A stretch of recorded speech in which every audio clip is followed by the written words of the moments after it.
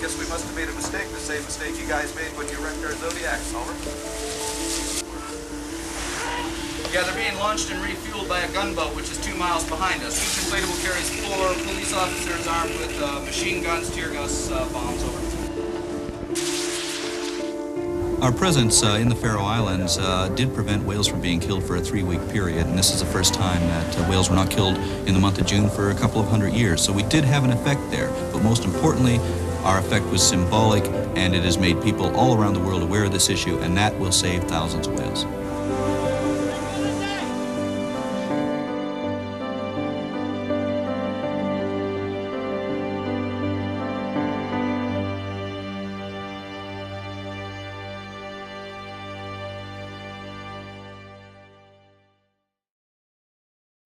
We've been fighting to protect dolphins since the mid-70s. Our first campaign was to oppose the tuna fleet, which were killing dolphins. An estimated 17 million dolphins were killed by the US and Latin American tuna fleets. We led the effort to expose that during the 80s. We got covert film footage showing them killing the dolphins, and we're very much a part of that program to boycott tuna products until they agreed to no longer kill dolphins.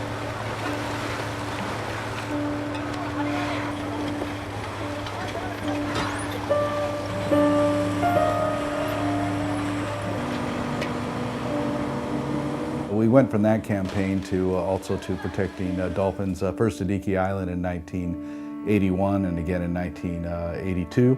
And we were actually able to shut down the dolphin kill in Iki Island.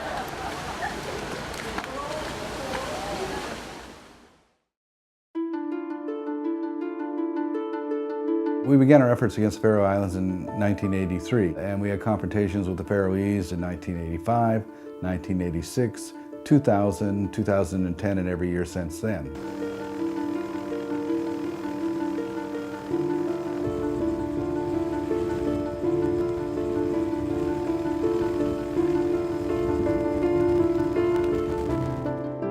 In 2010, I was sent to the Danish Faroe Islands in the North Atlantic, this remote outpost where pilot whales are killed in this very dramatic, horrific, violent drive. These pilot whales' entire pods are driven to beaches where men and boys stand waiting with knives and hooks ready to slaughter them in mass.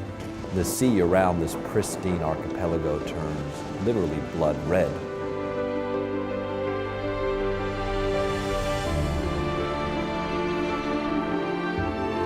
Well, they've beaten up crew members, they've arrested crew members, they've made threats against people's lives. So it's always a very, very tense situation for any of the crew that go in there. You really have to be able to go in there and not back down to their bravado and just look them in the eye and say, well, we're here and we're here to defend the whales, we're here to defend the dolphins, and we don't care what you do.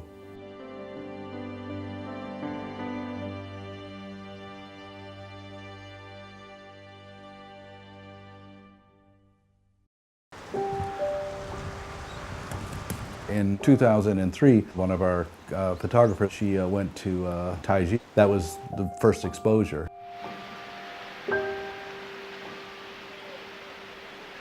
So in 2003, I was on board of the Farley Moet, and I got asked by Captain Watson if I wanted to go to Taiji. And of course, I didn't hesitate and said, sure, I'll go to Taiji. We were a very small crew, there was 4 of us. We saw a number of pods being driven, and we decided it was enough, that we would make a difference. We'd go in and actually try to release the dolphins. And then we went into the waters, opened up the nets, and the dolphins started escaping. At that time, the fishermen came back and they sort of pushed us out of the water. We were arrested. They put the nets back in place, and the remaining of the dolphins were eventually slaughtered. But we knew that we were able to save 15 dolphins from certain death.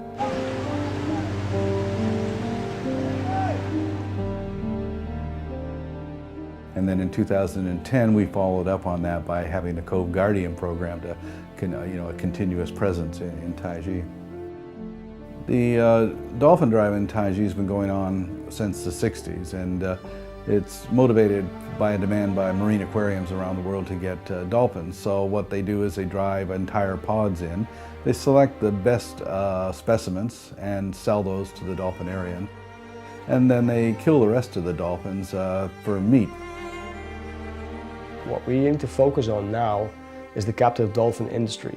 If we can take away the need for these dolphins to be sold into a life of slavery, if we can take away that desire, there simply won't be any more drives. So by taking away that source of income, we believe that we have a good chance of shutting down the dolphin drives in Taiji.